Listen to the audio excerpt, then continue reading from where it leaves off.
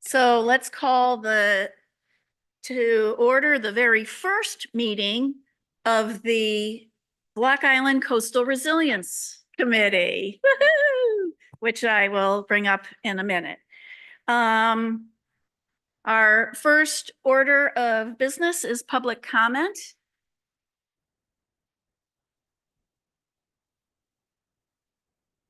Boy,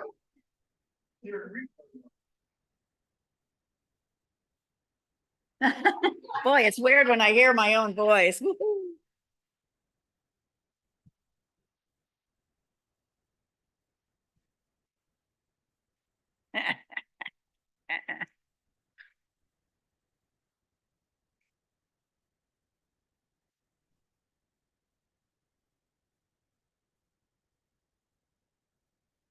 Yeah, can you kill what can you, to kill the YouTube, our feed of the YouTube? Can you mute it?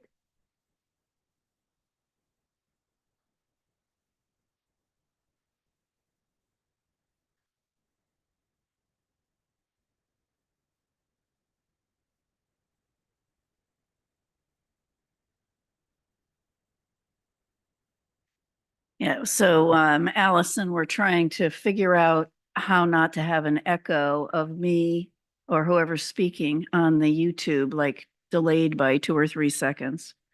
Okay. Poor Allison's sitting at the bus stop right now. No, not yet. Oh, not yet? Oh, good. No, later. Yeah. I'll leave the meeting early. See? Wow.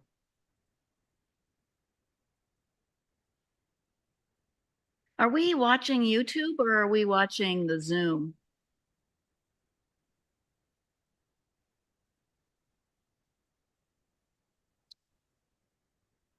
Do you want me to go get somebody? Okay.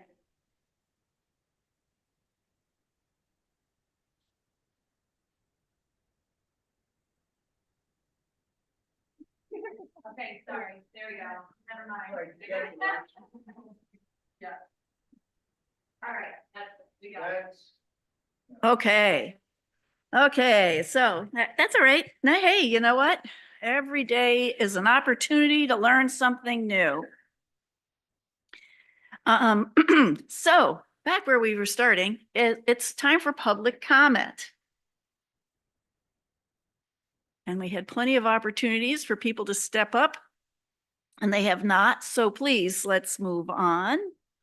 May I hear a motion to approve the minutes from August 6th? So moved.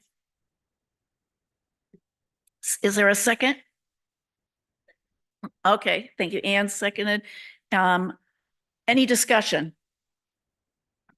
I just thought your notes on the erosion were fantastic. Thank you. Thank you. Yeah, actually, luckily Brian shared his slides with me.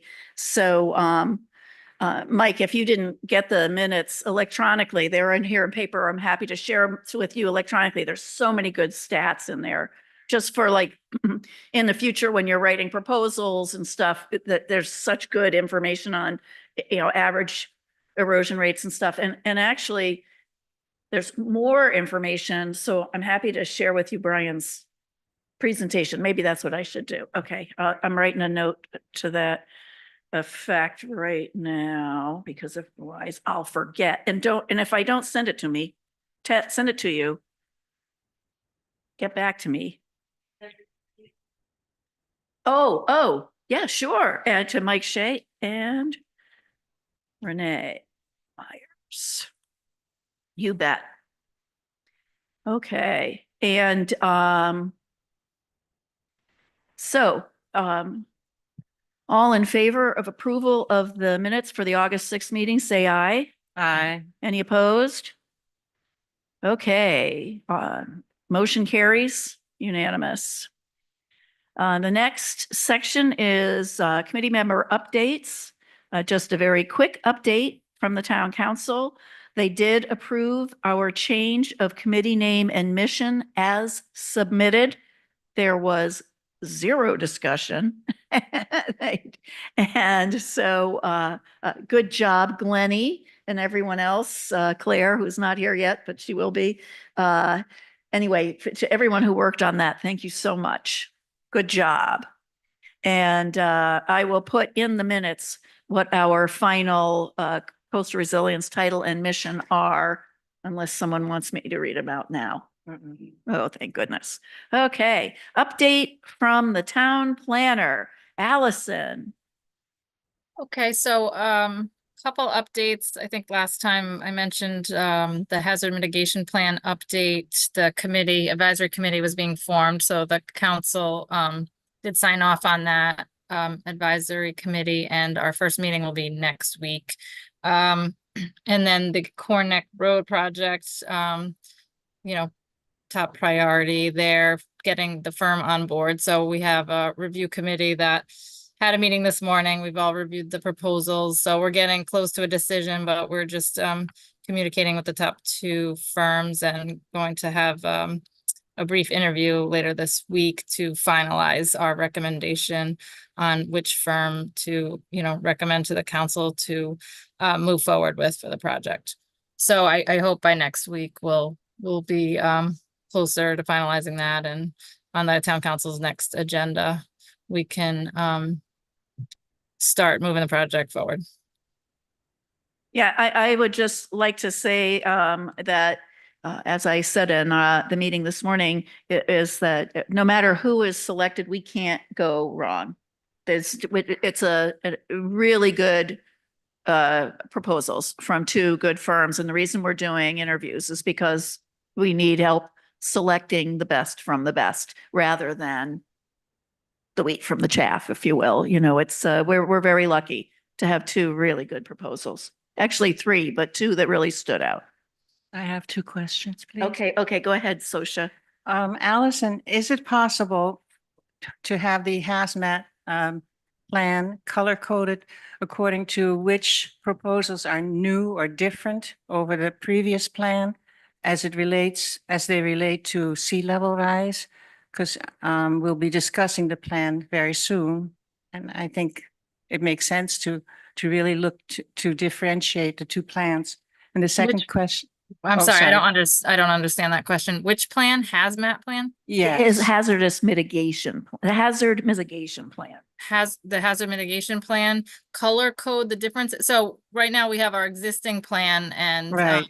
so there'll be, you mean you want to see like track changes to those sections related to sea level rise? Yes, Yes, okay, yep. that would make so much sense for quick Yep. analysis. And the Sure, and second yeah, all question, that will be developed, like, there's going to be certainly this committee providing input in that, and so, even if there's some initial edits, like, it's going to be a process throughout, right, to make additional edits, there's certainly going to be content to be added to it, given all the work that's been done over the last 5 years on this topic. So and I think this committee will help provide that content. right, Yeah, wonderful. not just review a change, not just review a final change, but to actually be involved in informing that content and adding to it. Yep. And the second is just a clarification. Isn't it true that at one point or up until this point, we've not had a stormwater management plan, but now we do? Is that correct? I'm not aware of any stormwater management plan. Okay. All right. That's it. Thank you. Yes, Nigel, come up to the microphone, please.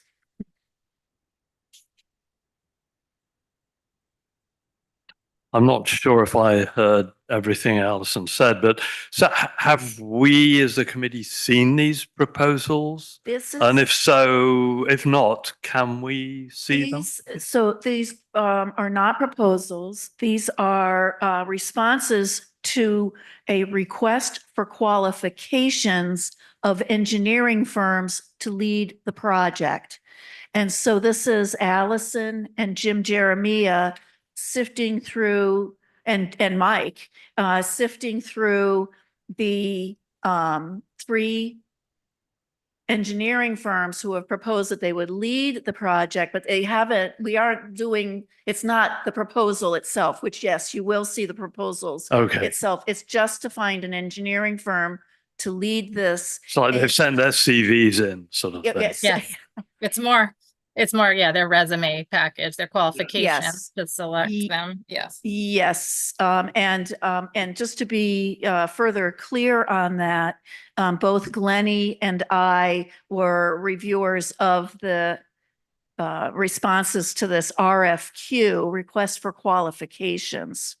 And so we're the ones who are going to vet the final two. You know, they basically were tied, and so now we're, you know, or essentially, and so now we're moving forward with an interview to select a winner of the engineering firm who's going to then create the proposal that we will have a lot of input into. Did I say that correctly, Allison? Yes. Okay, good. Okay, good. Anything else, Allison? Nope, not today. Terrific. Well, have fun at the bus stop on the first day of school. Thanks. Next on the agenda is the update from our Block Island Coastal Resilience Coordinator, Glennie. Hi, everybody. I got just a couple things to flag, and then I think there are a couple things that'll pop up in the agenda later. The first thing I just want to let you all know, as you know, I'm still going through the ordinance review. I have made it to the appendices, which is exciting. And then also, I don't know if everyone has noticed, but the town of New Shore recently put all their ordinances on a new platform, which is amazing. So really, really much more I find it much more user friendly, and it's also been updated. So I'm just so pleased that you guys did that.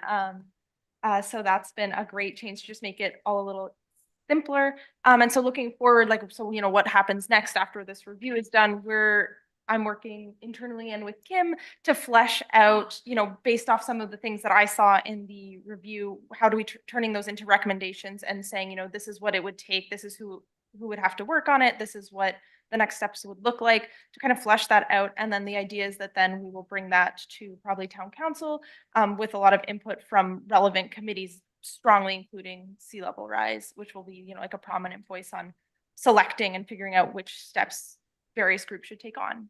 As we see that, I think I foresee that coming into play more in like early October, maybe late September, that'll come around. I also, just from an internal perspective, since we've had our new name change, I'm also overhauling the website a little bit. So right now we are a component of Nature Block Island, and there's, you know, a bunch of resources there. It's fine right now. We're switching it over to a way in which it's a lot easier to just add new sources, add new resources, connect news articles, demonstrate who our partners are, and just make it a little bit more user friendly and I think a little bit more logically organized. So should be coming out soon.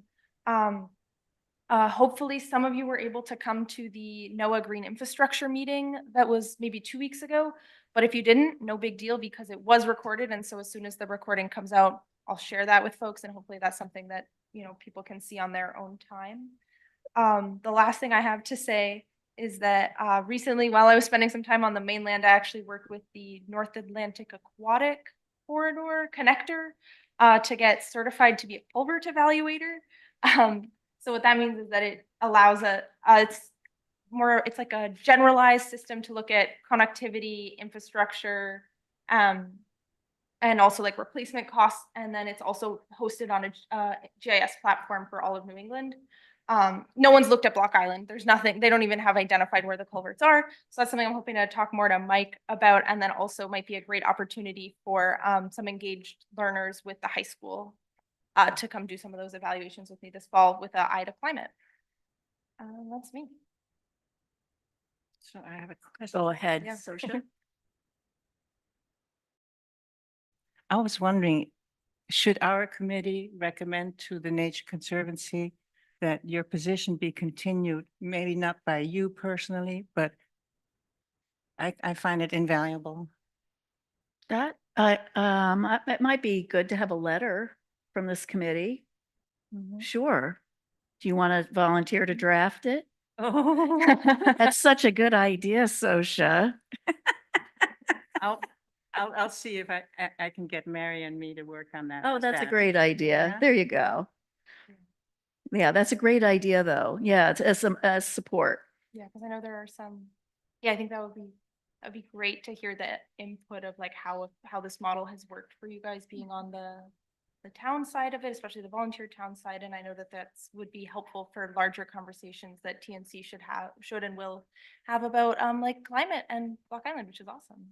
Yeah, thank you. Can you forward to me, please, the formal address and the person Yes, to address it to? I can do that. Thank you. And just along the way, every once in a while, I send a little love note to Kim Gafford, to tell her how grateful I am for how much Glennie has taken off of my shoulders, in particular in the managing of the many relationships that we're developing. All of those relationships require care and feeding, their phone calls, their emails, their texts. And I just don't have the bandwidth to do all of that and keep the meeting agenda and the minutes and the blah, blah, blah, blah, and take care of my mother and yada, yada, yada. So I am deeply grateful for Glennie. And anything else for Glennie?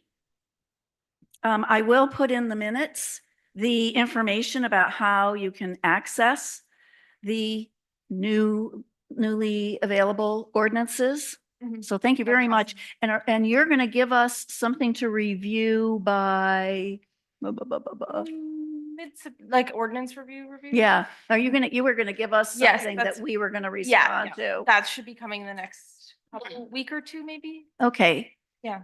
Great. Now And that then you're all you informed. can send that to the whole committee and that, And and then something for us to, deal with at the next meeting. That sounds That's great. fine. As long as there's no discussion about it, you're welcome to send that That's to perfect. us.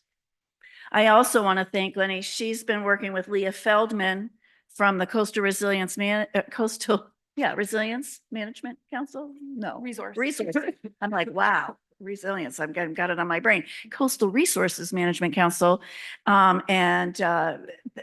They will, we hope, be coming in October. Oh, yeah. Oh, I plan on, we'll talk about that on upcoming. Speak Okay, First great. Immersion. Okay, yeah, when it comes to that and good, good, good. And then the other thing, so you had two handouts here. Mhm. Those are One- for, yeah. Yeah, and you talked about both of them? So those are all gonna be about our upcoming. Okay, That's wow. for agenda item 6. Never mind. All right, here we go. And then the final thing in this part of the agenda was an update from me, the Black Island Coastal Resilience Committee Chair. I did want everyone to know that Nigel has been fabulous in keeping us in communication with the NERACOOS, the Northeast Regional Association of Coastal Ocean Observing Systems, who are purchasing on our behalf an optical water level sensor. We've got a site location already picked out and down at the ferry dock. And he and Billy McComb are working with the NERACOOS folks to get all the specifications and everything we need. So I think that's really exciting. In addition, okay, I'm gonna put that later. Let's see. I spoke at the Block Island Utility District meeting this past weekend, or week and a half ago now. And I was paired with a fellow from eWeather. And I spoke of climate and sea level rise and what our considerations are here. And then he talked about weather. So hopefully it was a good showing on our behalf. But I always like to tell you when I'm speaking on your behalf. And I wanted to let you know that the Boston Globe on August 23rd had a really good article about sea levels reach new high in 2023 as the Earth shatters several climate records.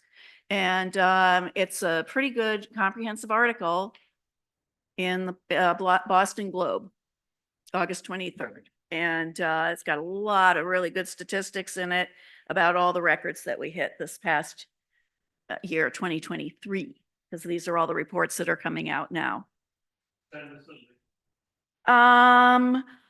Jules printed it out for me and I don't get the Boston Globe. So, when I go to the website, it just says, you too can subscribe to this newspaper for. I have the Boston Globe. I can make a PDF and send it. Oh, there you go. Oh, thank you, Glennie. In that case, could it be to all the members? Yeah, we'll send Yeah, it to I the can whole send- committee. Yeah, yeah. Send it around. I'm sure it's probably illegal, but we'll do it.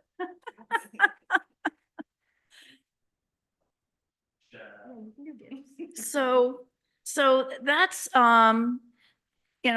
that's the end of our regular part of our meeting. And one of the things I really wanted to get started on in September because some of our terms turn over in December, and this is our chance to do some planning for this committee for the fall.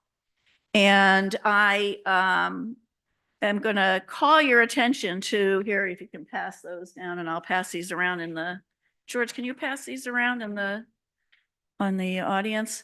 But these are our working groups and our points of contact. And this was our attempt to get committee members to be active between committee meetings and to actually have, work to do.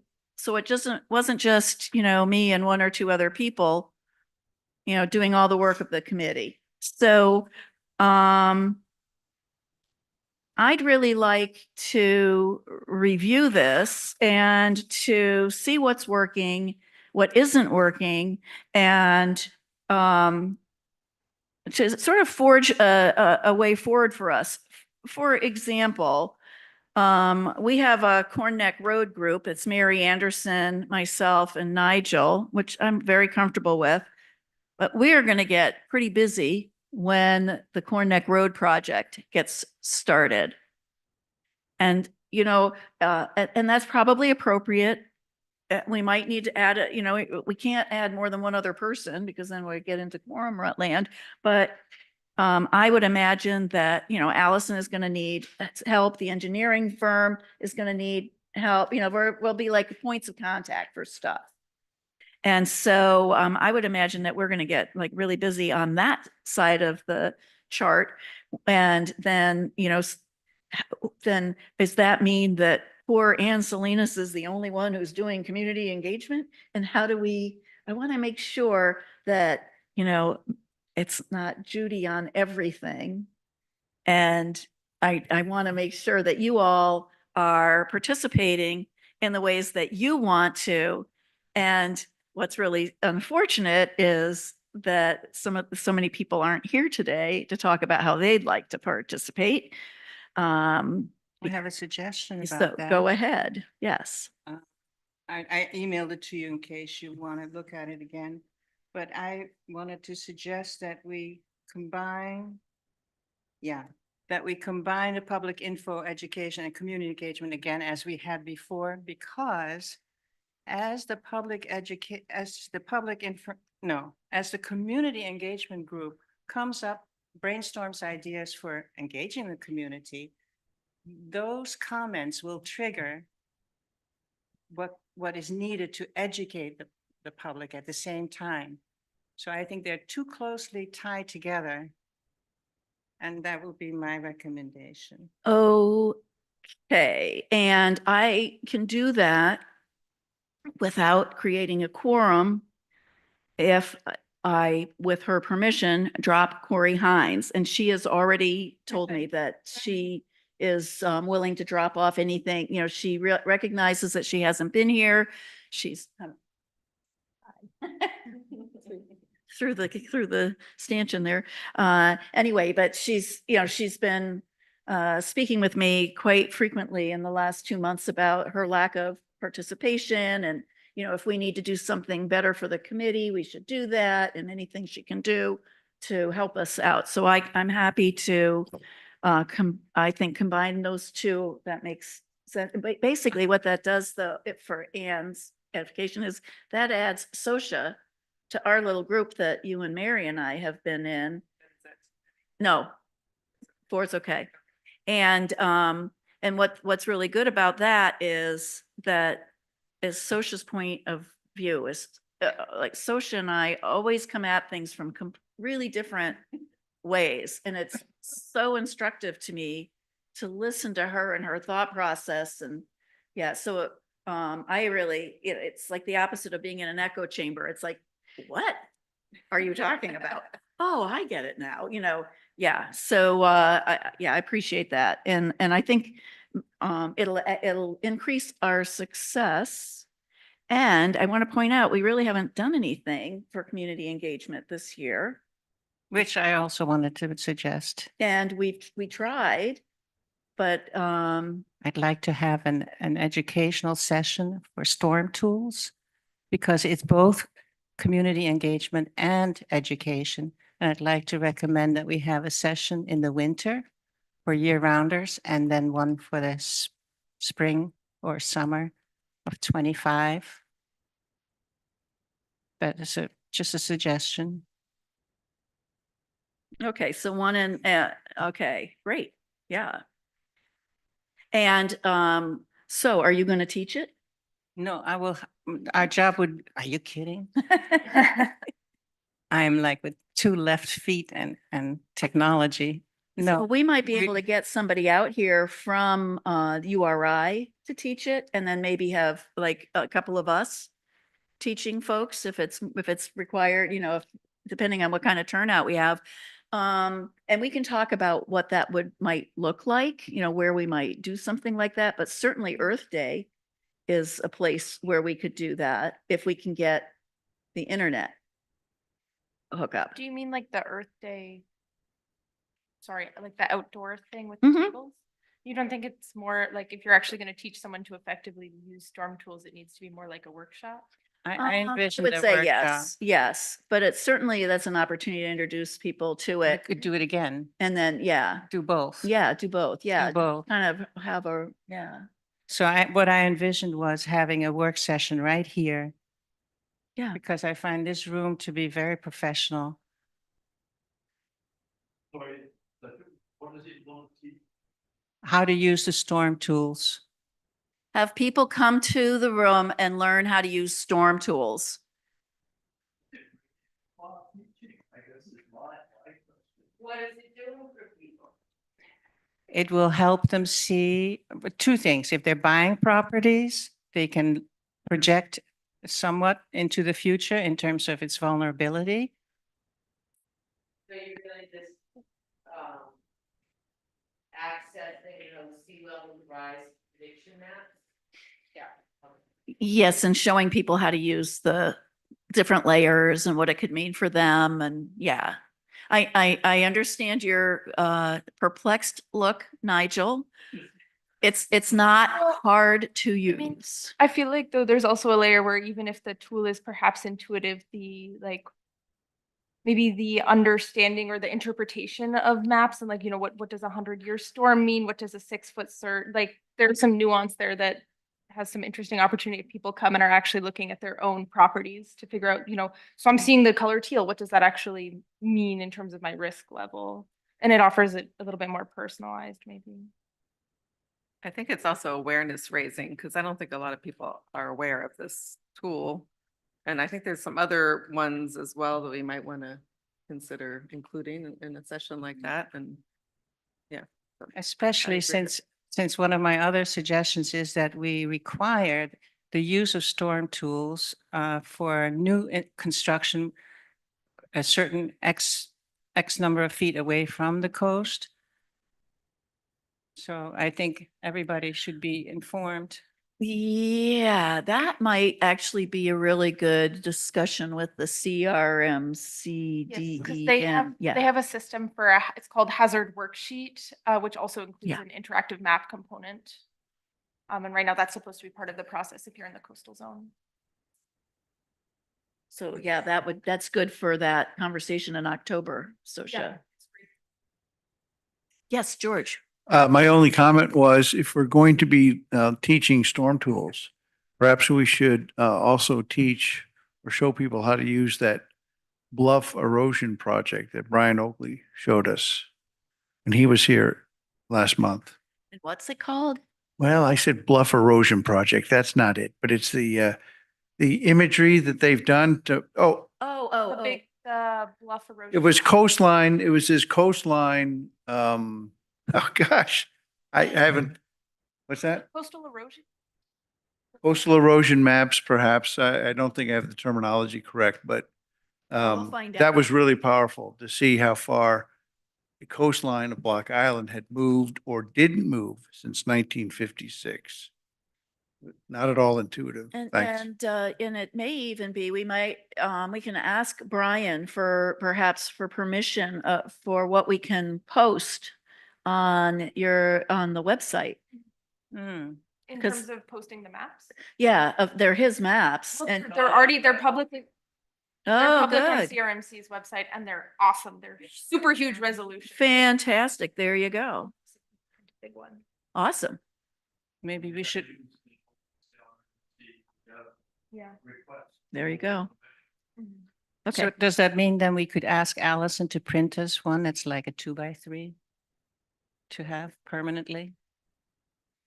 That's not as easy as you probably think. No?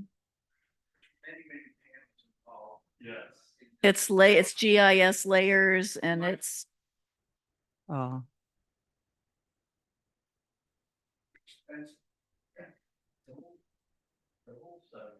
go ahead, come on. Can you use the microphone so that it's, because this is going to go out on YouTube and we want to make sure we're, Can't remember what the latest date on them is, but they're not that current, is my understanding. The coastal feature ones are 2019, but I don't think they made formal maps of those. I just have the data layer. So those might be even, the ones that we're talking about, the CRMC ones might be like 2015 or 16, do you think? Yeah, I had the sense that the erosion ones were more out of date, but maybe that's not correct. You. Okay.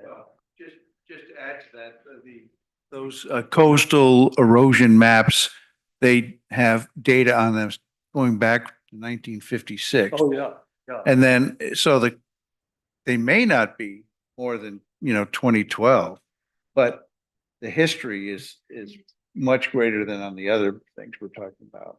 Yeah, the concern in a way is that things are moving faster. Yeah. Maybe under it for us. So I just pulled it up. So the maps currently that we're talking about are shoreline change from 1952 to 2016. And the main takeaway is the rate of change that you're getting. Thank you, Glennie. I was wrong on all counts. no, you were not. You came up with the duty in from the talk with an estimate of the erosions in the 5% of the time. Oh, right. That's, So, yeah, I mean, there is the acceleration aspect. yes. that I'd like to include. Right. Include that. Well, that's actually one of Brian's slides. So, if I may continue, as Yeah. long as we're talking about combining public info and education, I would like to ask permission to review the monthly minutes to locate information that is educational, both to us and would be educational to the public.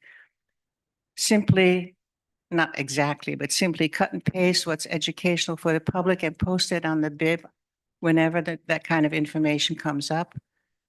I think staying in touch with the public on some level on a regular basis is healthy, period. And then I'm welcoming comments.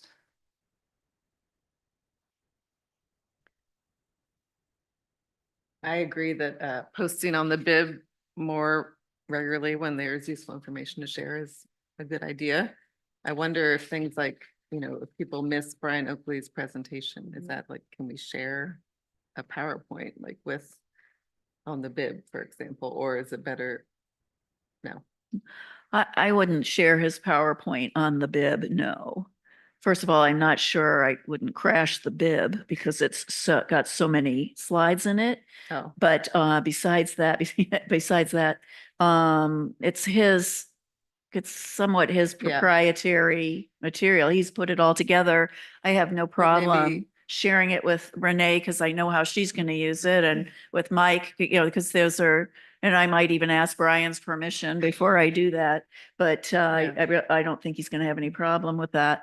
But I wouldn't put it out to everybody. But I did. So what I did was I went through all the slides and summarized Right, the material in like printed form in the minutes. in the minutes. And for us, so for example, Sosha, if you were inspired to turn a couple of those snippets into an educational Yeah. posting for the bib, I'd be happy to work with you, or our little, Mary Ann and I can help you, come up with something cute. Yeah, it has to be short. People don't like lengthy documents. So I would split, if it were Brian Oakley's notes, I would split that up into several smaller units. Right. Because there's so much information. Go ahead. The short, the example to me was what Claire used to do for the Block Island Conservancy. Every now and again, there would be not a beautiful little sort of story in a sense that was relevant to conservation. And, you could do that, but a single topic in any given sort of posting. And I think those sorts of things have impact. They're memorable and they're really useful for people to see. But keep them brief. Yeah. But I think if one were to take some of Brian's messages and check with him that it's okay, those would be excellent things to Mhm. share. Yeah. And Thank you. similarly, I mean, I was thinking about some of the other like sewer and water commission do little like news blurbs and that live on their website. So I think that's something we could easily integrate as like the information itself could be posted as like a mini blog post on the website, and then you post that link on Bib, and then, people are clicking to read the blurb, but it also is within the broader website then, so they get, directed to Right. that if they should they want to look at it. Right. Yeah. It just drives traffic. to the Perfect. Website. So Claire's saying that they did that for the BIC, since I'm not asking her to get up go to the mic. That's okay. You can stay there, Claire. But she's saying that's what they did for the Block Island Conservancy, and that's what drove people to the website. And for those of you on YouTube who don't see, but Claire has a microscopic infant in her care. Ellie. So good. So, and that's why we're not asking her to get up. Any other thoughts on this? Because this is, okay, so, those were some great ideas. Yeah, and, On the yeah. working groups, yes, I wonder if the Cornick Road and the sea level rise grant support and coordination with town. I mean, Uh, if you think, or does it need to be reformulated because? okay, so the grant support and coordination with town, that's for writing new grants. And the Cornick Road that'll be us following up with the engineering firm and So you think that those? I think the we new still need grants, those as the new grants could be like, we could do something on Bridgegate Square. If the town came to us and said Bridgegate Square needs to be, that we see this opportunity with the municipal resilience program and Bridgegate, and then it would be like Claire working with the grant support with Allison, basically. But but it's really, we're thinking grant writing, Okay, not grant follow-up. Does that make sense? So the other question I have is about the working groups. Could we eliminate some? And I kind of like working in depth better than in breadth, if there's such a term. For example, from my perspectives, Ocean Avenue, Bibco, and Bridgegate Square have a very high priority. Bibco's is extremely high from my perspective. And again, these are just my opinions. Please challenge me or throw in whatever you want. Since Bibco serves all of this community, I think it's virtually highest or should be highest on our list. It does not meet the 100-year storm standard. It's already dealing with flooding. I think we should be pushing for a grant to do a study for BIPCO so that that could be the next project after Corneck Road. Bridgegate Square and Ocean Avenue are very high on my list because they involve so much infrastructure that the whole island benefits from. We're looking at the possibility of maybe rerouting main roads to New Harbor if we cannot solve the flooding on Ocean Avenue North. So I think those are the key points that we should be focusing on now. I guess my question, Sosha, is Mhm. if they're priority areas, Mm-hmm. agreed, but does it make sense to have a working group formed around them? Or does it make more sense to have a working group formed around a specific set of tasks or functions that Or that group works opportunity. on? Yeah. So I guess I don't know how much people have been, we formed these in February. I don't know. I think at that meeting, there was actually 3 groups that split up. I think that, so the way this looks right now, we haven't really done anything on these points of contact.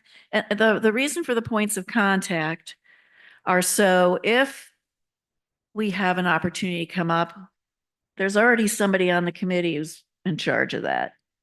You know what I mean? So, for example, if there was an opportunity that came up for, that we thought looked really good, like say it was about lighthouses and it's, you know, whoever's in charge of lighthouses, and then we have an opportunity to do something around the North Light. Well, then we're going to have Valerie and Nigel follow, you know, we're going to put it out to them and ask them to follow up on it because Judy doesn't want to be the point of contact for everything.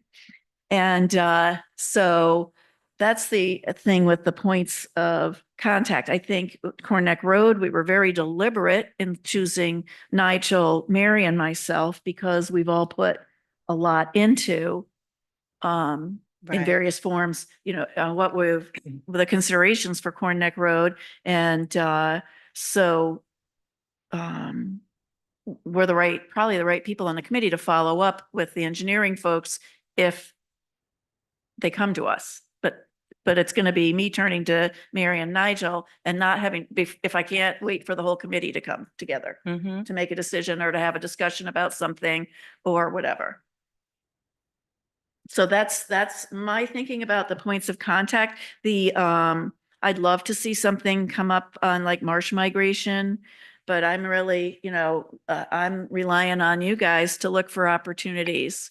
It's not just going to be me, you know, looking for opportunities. And of course, anybody who hears about one, well, we'll share. But so like, I don't know about you guys, but if I'm the point of contact for something, then all of a sudden I'm paying attention. And anything that comes up that has relevant to that, I'm paying attention to that. And I'm going to bring it to the attention of my other cohort.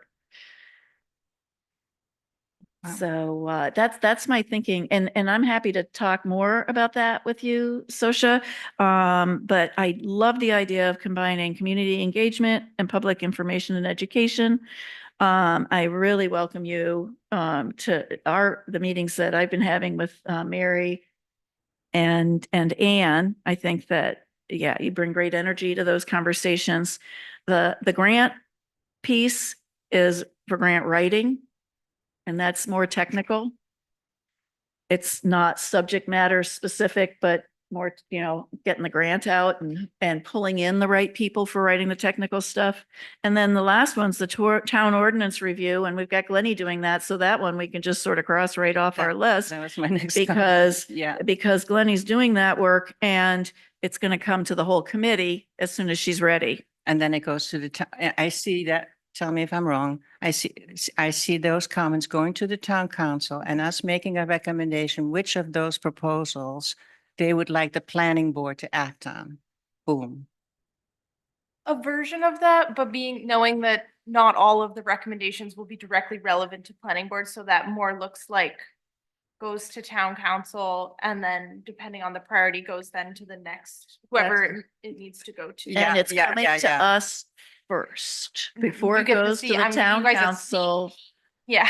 It's coming to the, Yeah. to the Coastal Resilience Committee, because we're Spearhead. we're working on this collaboratively with Glennie. She's just doing all the work. But in a way, it does come to, all of it comes to us because when we rewrite the comprehensive plan, we then spell out whose responsibility Right. is what. So it's really both. Yeah.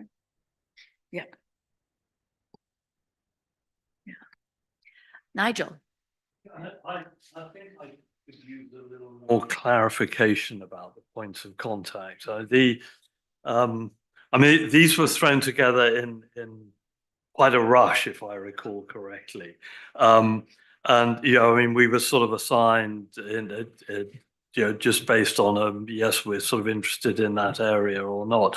And, you know, I agree with you absolutely that the Cornneck Road has some real history. Yes. We've thought about it a lot because it was one of the high priorities back when, you know, Sven was asking for the, you know, 5 major points that each of us came up with and so on and so forth. But some of these are things that we've never really ever talked about. And you know, it's not even clear to me that we're that likely to. And you know, you mentioned the North Light and Sandy Point.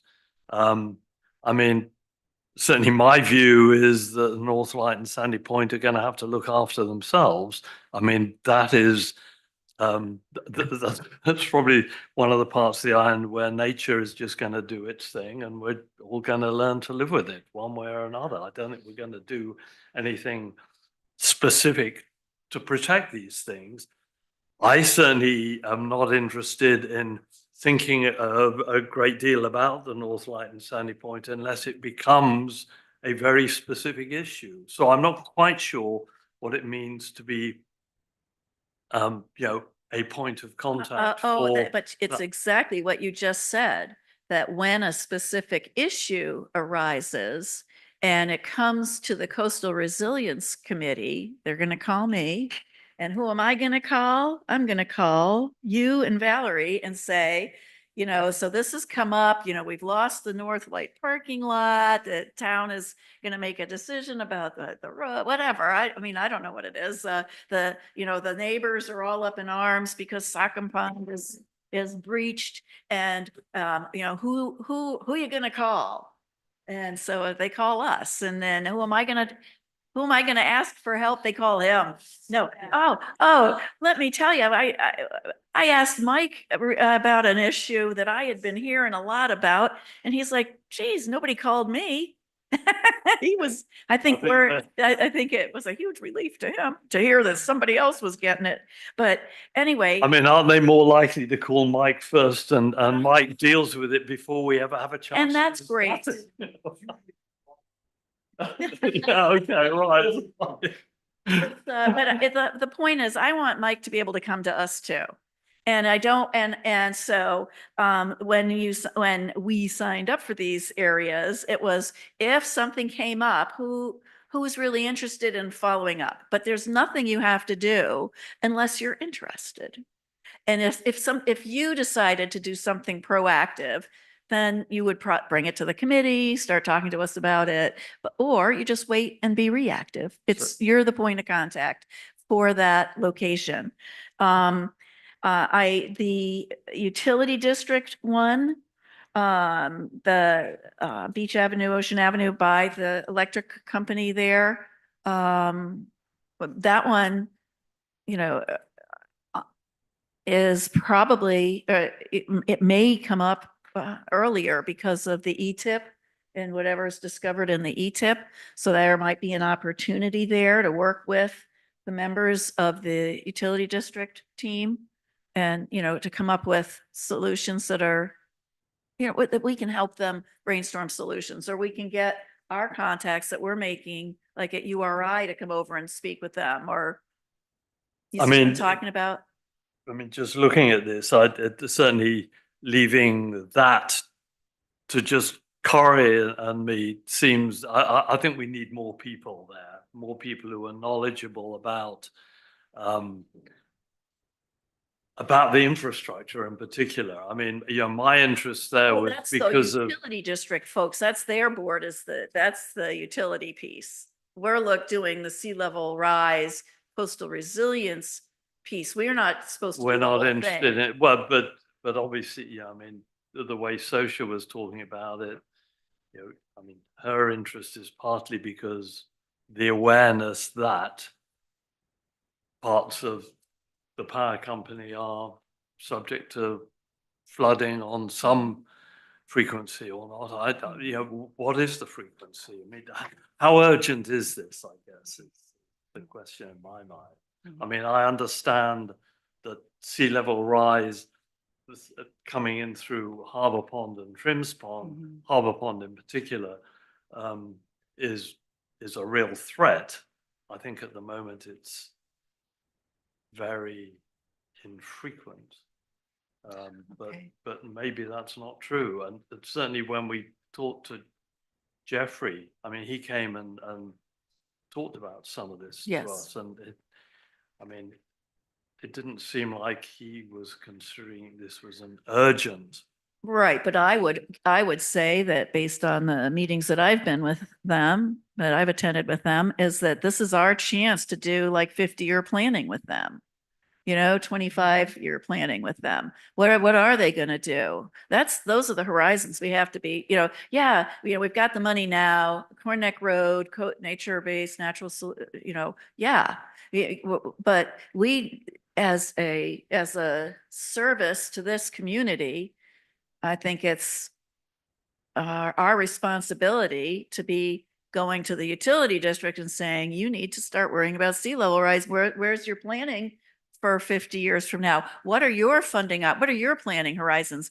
How often does the utility district have to turn over your infrastructure? And by the way, what we're telling you is that your property is going to only be, this many, 1 acre instead of 4 or whatever it is. And unless we raise the road and we build a moat or we put a tide gate. But it seems to me then that what we should be doing is having an SLR committee meeting, or no longer Sure. SLR, whatever our initials now are, committee meeting that is focused on, really important issues of that sort. We could have that meeting's agenda be to meet with Jeffrey and talk about the real ways of going ahead with hardening or increasing the resiliency Yes. of the utility of the power company. Yes, and as the point of contact for that, I think that's a great agenda suggestion from you, and that we should pursue that. We've had Jeffrey in here before, but let's talk specifically about, are we going to abandon that property and move it, or are we going to just keep defending it? And what makes the most sense on 25-year, 30-year, 50-year planning horizons? Right now, he doesn't think that the plant can be moved. To Right. quote him, he called it the hub, and no way is it moving. So the more reason to have a plan in place. Right. And anyway, but that's really good. I think that's right. We should have a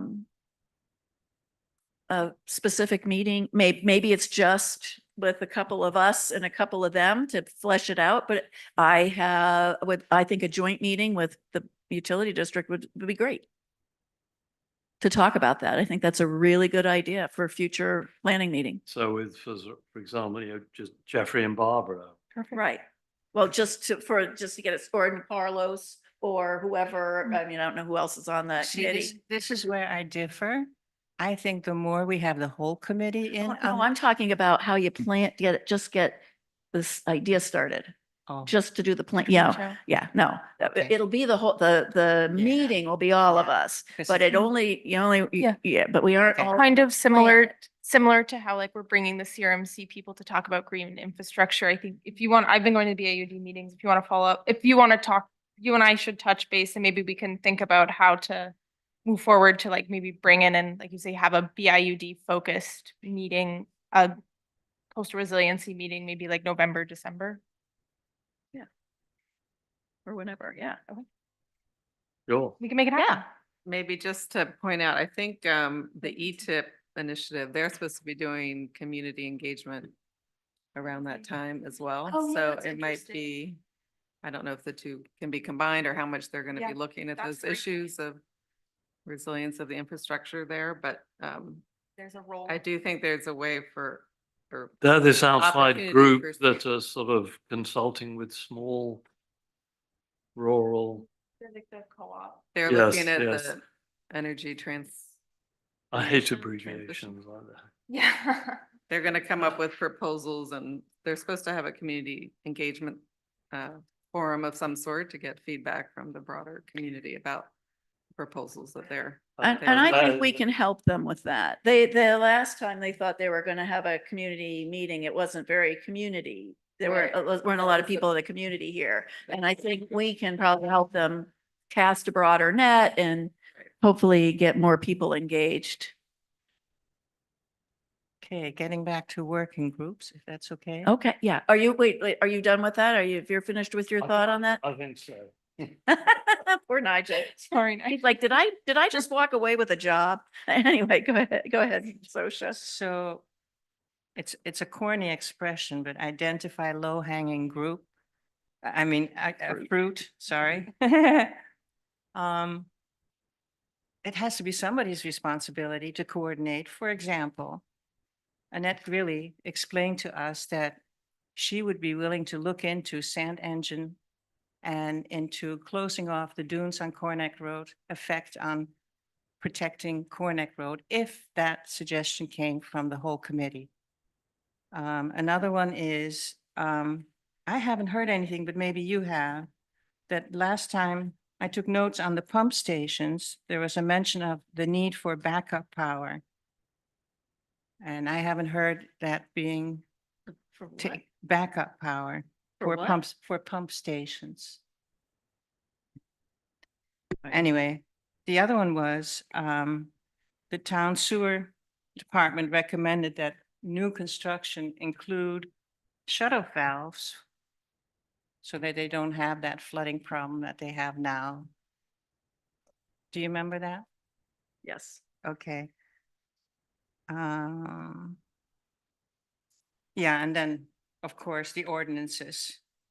I think a committee for ordinances is important because it helps steer that process. It helps not only steer, but also make recommendations to the planning board, as opposed to the planning board getting a directive from the town council. And now what do we do? If there's a steering committee that says, well, we're particularly interested in these regulations, then, things get moving more quickly. Okay, so let me say this back to you to make sure that I understand, because right now Glennie is doing the ordinance review. Right. She's going to present her findings to this committee and we're going to go through them and Okay, so then it's the whole committee then. There's gonna be the opportunity for the whole committee. to Oh, do that- that. yes.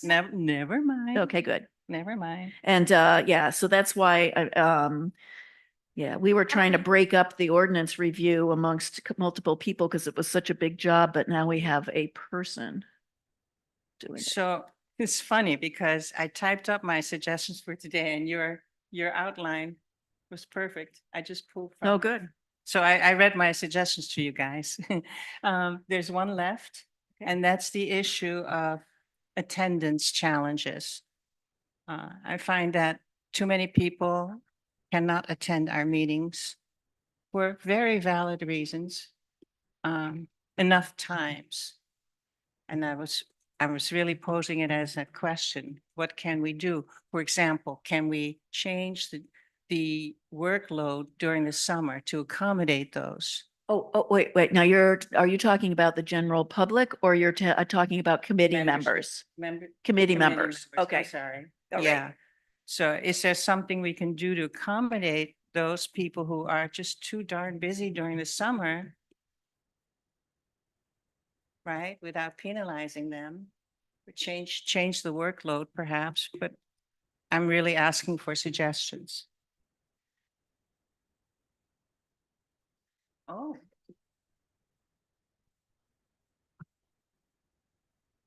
Boy, that's one way to get me off the committee. Move your meetings to the She goes night. to bed at 8. I'm out. Anyway, but anyway, no, that's a really good note. And I mentioned to you that I had spoken to Corey, who is so apologetic for missing so many meetings, and was like, I'll do anything you want. I'll drop off. I'll, whatever is the right thing for the committee. She was super sweet and gracious and accommodating. And I told her to just wait and see, what the committee thinks. And if there's a specific proposal that somebody wants to make, that's great. But I think that when we recruit someone to this committee, we have to set the expectations. And Anne doesn't even live here and has managed to make a lot of the meetings. So the people who do live here and can't make it don't get as much sympathy from me. But because in the summer, because of work, I understand. And they shouldn't get on a committee if they can't show up for 4 out of the 10 or 11, 12 meetings that we have. I'm trying to be And nice about we this. could have, and as part of our committee, do we have, actually, I'm going to ask Laurel to look this up as in our, I don't know that we have bylaws particularly, but if you miss so many meetings, you automatically drop off. Do we have that, right? But, Oh, you did. Okay. but, You sent it to Cordy. Okay. Okay. but Thank you. to double check on that, if you miss so many consecutive meetings or, No. because that makes a huge difference.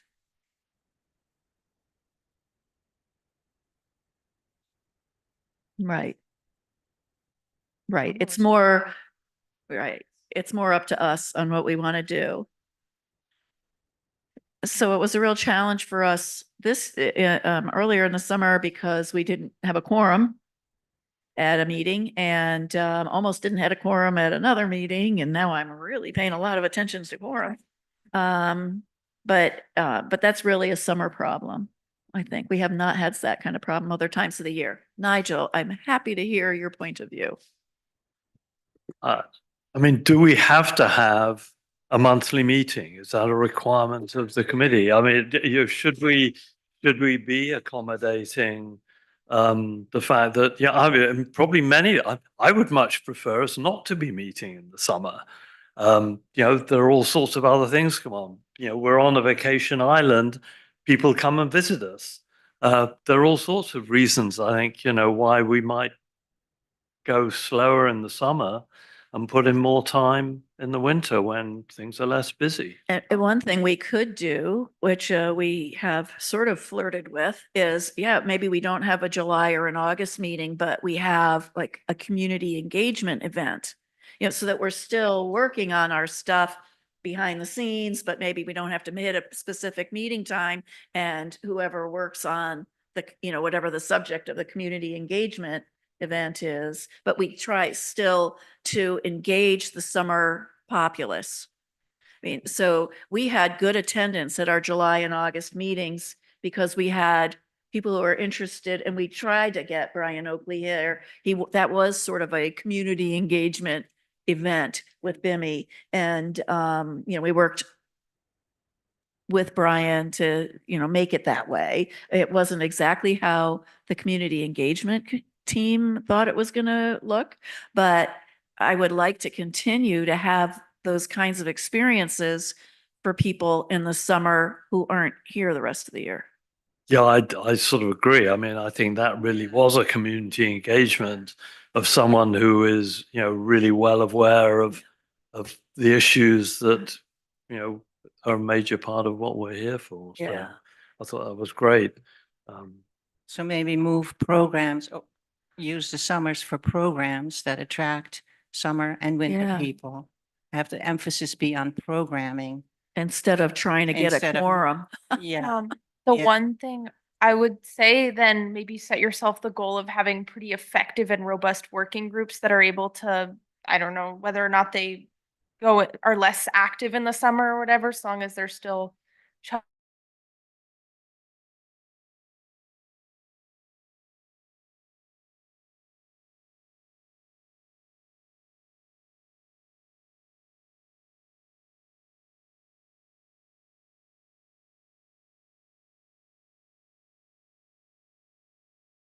then spend the fall working yourself back up, building momentum again, and then you have like 2 good months in the winter, and then you start thinking about getting ready for the summer. So I will caution. I Yeah. understand what you're saying, Glenny, and I think a different kind, like the Conservation Commission, they carry stuff over Yeah. from meeting to meeting to meeting, and you actually do have to ramp up sometimes. I'm just guessing. Our meetings aren't really like that. Don't we kind of just ramp up for each one as we go? I mean, it's not like, I think we'd be okay, especially if we did a community event in the summer where a bunch of us were working on it and the rest of us tried to show up for it. That we were still engaged without having to hit, that first Tuesday meeting. I don't have I'm good either way. I'm willing to go with the will of the group. I mean, I personally would welcome something that Kim Gaffa does at the library, also for the Nature Conservancy. She shows relevant films or movies that are real eye openers and are often followed by audience discussion without the discussion having been planned or requested. So I think good guest speakers, a good film documentary would suit the summer months. And I'm also open, but maybe just for the summer. Oh, it's so cute. I was wondering what get- that sound was. I guess I also feel a bit uncomfortable about changing. I mean, the monthly meetings is all we have. We can't. I mean, Right. I guess for me, the bigger question is, it's not just us. I think all the commissions on this island suffer from the same constraints. And since we can't meet as a group outside of our monthly meetings and we can't have people participate via Zoom, I don't know. I think it's kind of unfair to a small island community to have some of these restrictions. I think that, I don't know, to me, it's like a bigger issue that I wish the town could advocate that maybe we could get some kind of leniency in the way, especially as an advisory committee. We don't have a function like the Conservation Commission or Planning Board that actually have, responsibilities that, on a regular basis that they have to weigh in on. Oh, Why can't we be treated? Yeah, I don't know. I haven't read all the. legal I guidelines am there. willing to help you take up this challenge of giving us special dispensation that will allow us to have meetings on Zoom. Oh my God, That would make a big it would difference. make such a difference. I mean, just to, Sorry, making any decisions, Right? right? Do you know, do other committees or commissions struggle with the not being able to meet, to not allowing participation on Zoom from their own committee members? So it might be worth talking to the other committees about. So I will tell you that part of the reason that we are not allowed to meet on Zoom is because when the whole town was on Zoom during the pandemic, the amount of staff support required to manage the Zooms was unreasonable and they couldn't sustain it in the town. So, because you have to have people monitoring the chat and you have to have somebody, so it was but if we are going with a letter to the clerk for special dispensation, we can lay out why that won't be a problem for us. Like, we won't engage in the chat and we'll have a monitor, that will make sure that everybody's heard from and, or whatever. But we can kind of come up with that. Oh, and Renee, please come up and use the mic. Those rules are set by the state. Yeah. You have to go to Secretary of State's office for that kind of thing. I believe this is a town ordinance. I know that was set by the state for the open meeting laws, but I don't, I'm with you on that. I think this, I think, Can- right, but I'm gonna having- try. I'm gonna If you have it- start. Do you know if you have an in-person meeting, but you have members of the committee attending By on Zoom. Is They're that, not allowed to. that's a state That's a requirement? state. Okay. You can have people like Allison Ray. Cause she's Yeah. not a committee member. That's You right. can- Glennie you could. cannot allow members of the public to speak. to Right. you. They have to be there. And you cannot have a member of your committee attend by Zoom or telephone. I mean, they had special rules to allow that during the pandemic, and then they went back. Okay. Huh. So that's, you know, you can't, you have to go to Secretary of State if you want an exception. But maybe we can get around it as being an advisory Yeah, committee. yeah, I'm willing to tilt at a windmill. Let's see. No, We'll see. we'll find. Some things sound a lot better. Hmm. They're all making advice to the planning Town board, council. zoning board. Hmm. I hope you're wrong. Yeah. Unless they're like a quasi municipal organization like water. Hmm. Oh, rats. So you rule out having the summer meetings at, let's say, 7 o'clock? I wouldn't rule out anything. No, it's up to the committee. Yeah, we can have, I mean, the 3 o'clock, Tuesdays at 3 was selected, by this committee. At one of our first meetings. But I think without much, we were desperately looking for a time when other people weren't meeting. I That's mean, it. I don't think we When ever the talked calendars open. about having an evening meeting. We didn't sort of, Then we're Think competing with about- all the other evenings. I mean, certainly, you know, summer at 3 is very different from winter at 3. Yeah. Yeah, that's And- true. And, you know, I could certainly imagine us doing something different in the summer.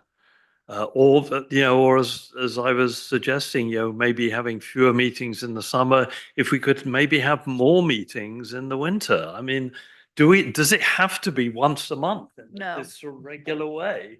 No, that's And, us. and, you know, I mean, Glennie made a good point about losing momentum and continuity, but if we actually had more frequent meetings in the winter, I think we could probably achieve more. The Nantucket equivalent of this committee meets twice a month, and so I mean, I could see that being something you could have momentum for in the winter. Mhm. Up to you guys, though. Yeah, oh, every year in January, we vote on our calendar. So, I mean, and that doesn't mean we can't unvote it, by the way, we can vote it out too. Yeah. So, and I welcome all of these suggestions. I think they're great. Yes, how can we make it work better? Right, I think is really that's it. How do we make the this, question. how do we make this committee work better? Yes. So do we reach out to the rest of our committee through the minutes of this meeting, or do we or do we email them? What do you think? How about if I, put out a call for people to just send their thoughts to me and I just collate them, or I send their thoughts to Laurel and she collates them and puts them in a list, and then we have this as an agenda item but the agenda item will be to set a new calendar for this committee. I mean, one of the things that I think we sort of are weak at, fail at even, is having a discussion like this. I mean, you know, it may be a trivial point here, but you know, we don't do much sitting down, throwing out ideas, thinking of potential solutions and so on. And I think, that should be what we're doing. I love it. I shared that with Judy too, that I was beginning to feel like left out completely of decision-making problems, and I was hungry for brainstorming with the group as a whole. Yeah, we did a little of that right early in the day, when we had the 5 big Big ideas. ideas sort of thing, and we sort of really thought about things, came back with ideas that then we sort of discussed. We didn't really discuss them enough, actually. It was my thinking. But yeah, I think these are all good and I think having some ideas. like working meetings or Yeah. longer meetings as part of our schedule where they're really structured more, like less kind of 1 hour or 1.5 hours Yeah. with the agenda and more of open discussion about Yeah, I priorities and that kind I of mean, thing. we That- we sort of round table discussion is that's one of the reasons I find these whole sort of open meeting rooms so painful. Yeah, Yeah. they're very constricting. That's why you started the working groups, right? To be Yeah, able that to- was the idea. see, what I would love for working groups to be able to do is come up with a whatever plan it is, but not specifically detailed, but in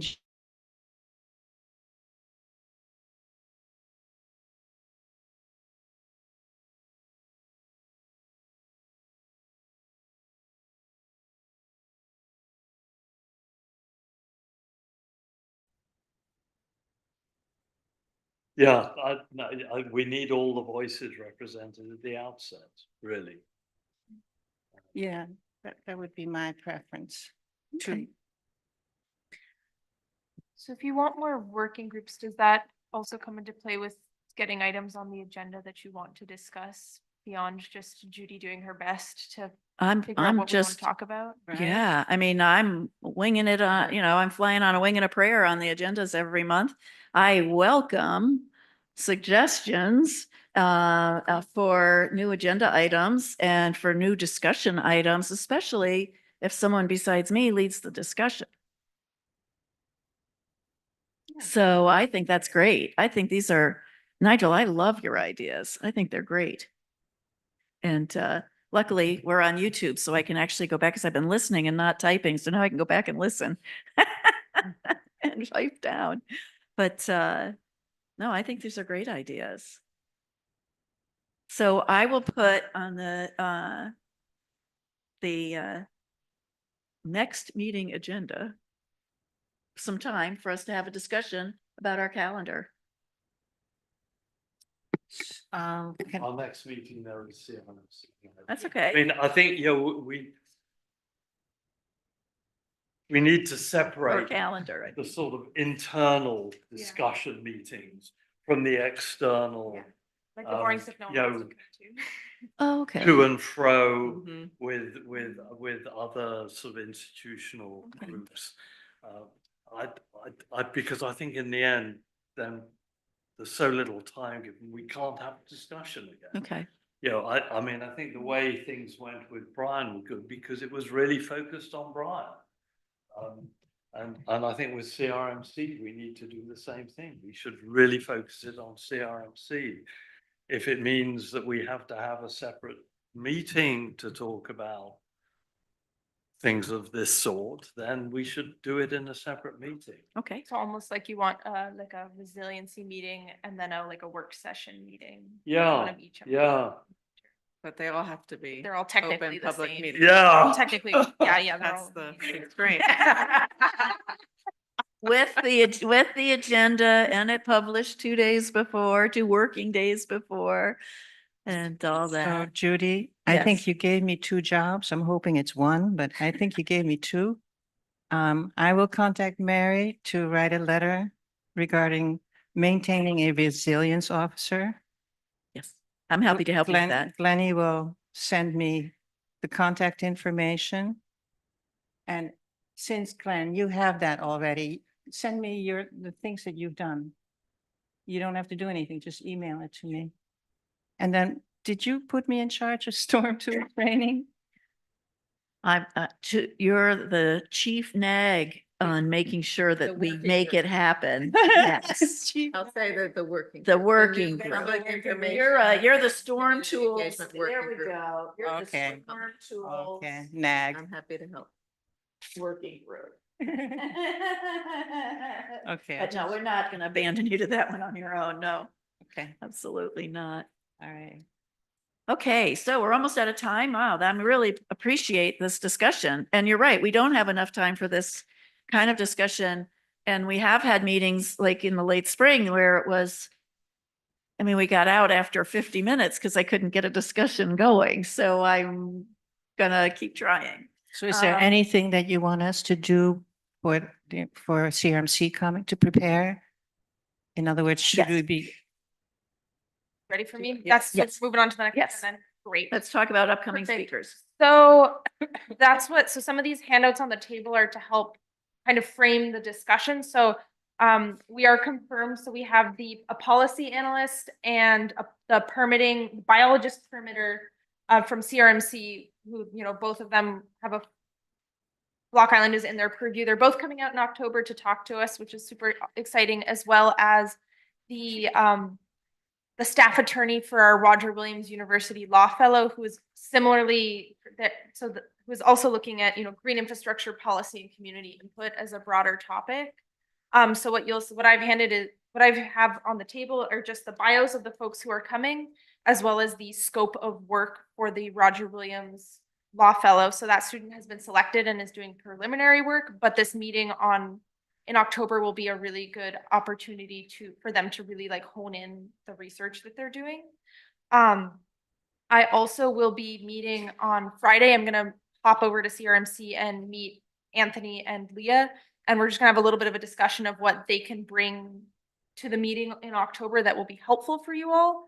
So you'll see that in addition to the bio, I also have a couple like suggested readings on the other side, which I can also get hyperlinks to. So that's over email.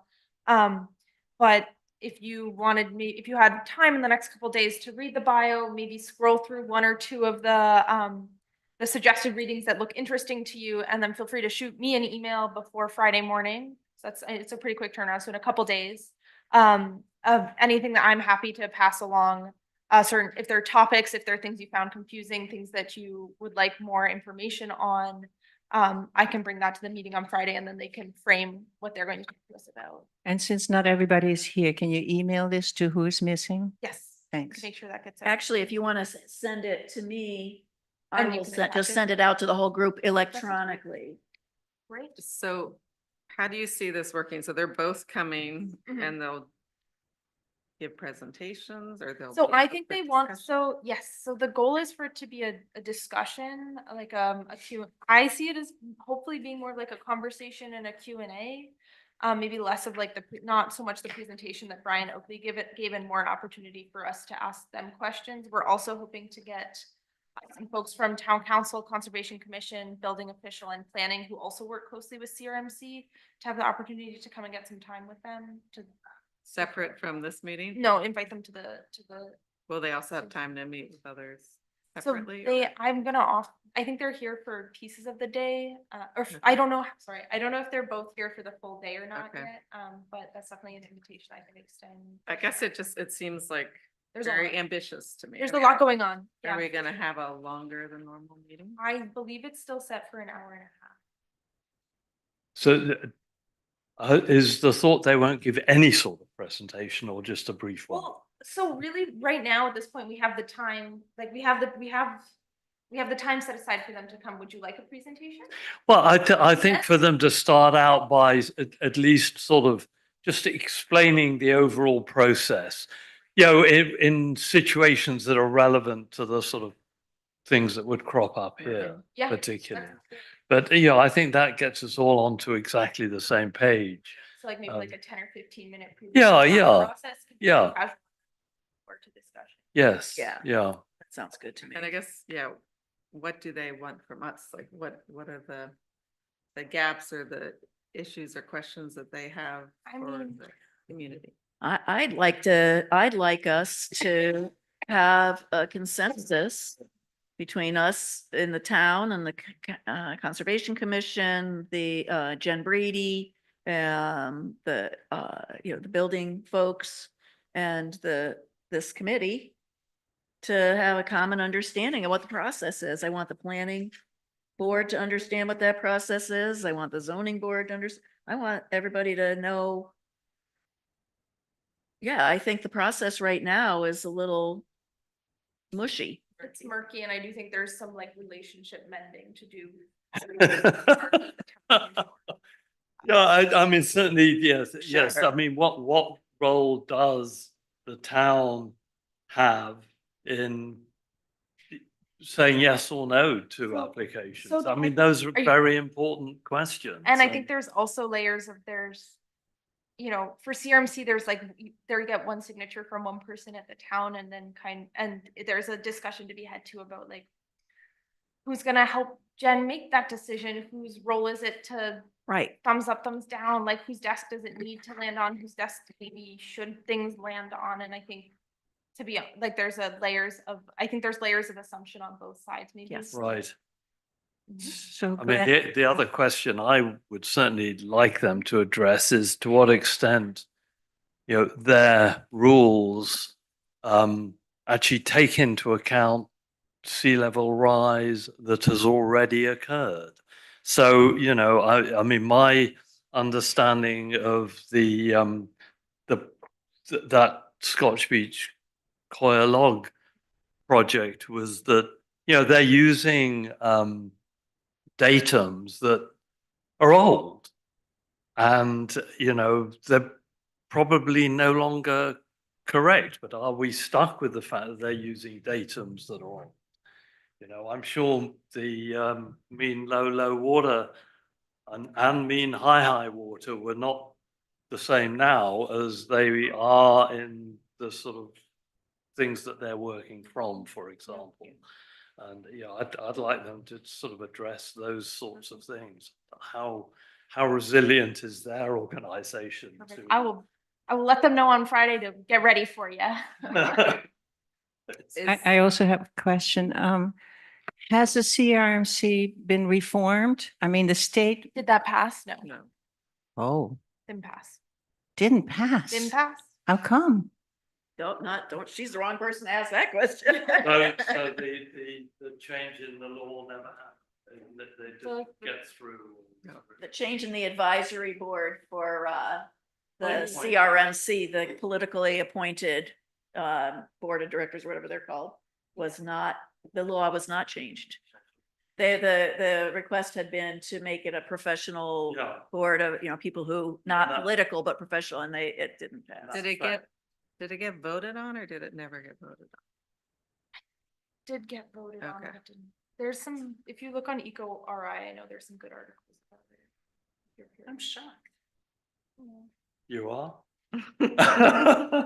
Anyway. Like in Austin, these things get passed in the Senate and fail to get out of committee in the House.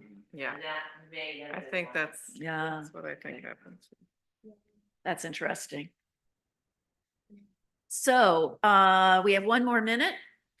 The only other, upcoming folks we are inviting Annette Grilly back to discuss, and get advice from us on the modeling and, the work that she's going to be doing for the Rhode Island Sea Grant project that she's doing on Corn Neck Road. And then, When is she coming? oh, Do we know? we haven't invited her yet, so. Would she whenever- have already done modeling? or no, she's this still- is still preliminary. And so I need to talk to her about when's a good time to come, but she said I should call her after this meeting, September. And then the other group is the Climate Response Demonstration Sites Group, which is at the at URI's CI, Coastal Institute.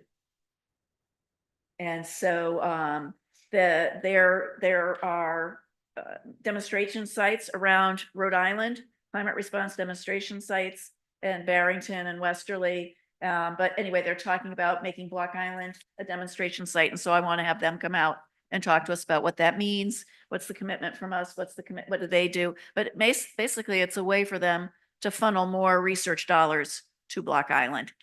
So I'm very interested. And so I'm trying to get them out, but I just wanted to give you guys a heads up about that, what's coming up. There was is- one item you wanted me to briefly speak to. Yes. Seth Magaziner came here Okay. and Glennie was standing next to me and chimed in when I said, I suggested two things to him. One was have the state level share information on how other islands mitigate sea level rise. And the second suggestion was that we need a resiliency officer. And then Glennie chimed in and said how important such a person would be for integrating all the major departments' goals of a town, as well as in applying for grants. The end. Thank you.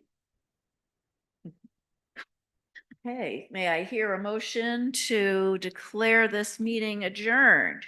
So moved. Second? Nigel, thank you. Any other discussion? All in favor, say aye. I Any opposed? Meeting adjourned. love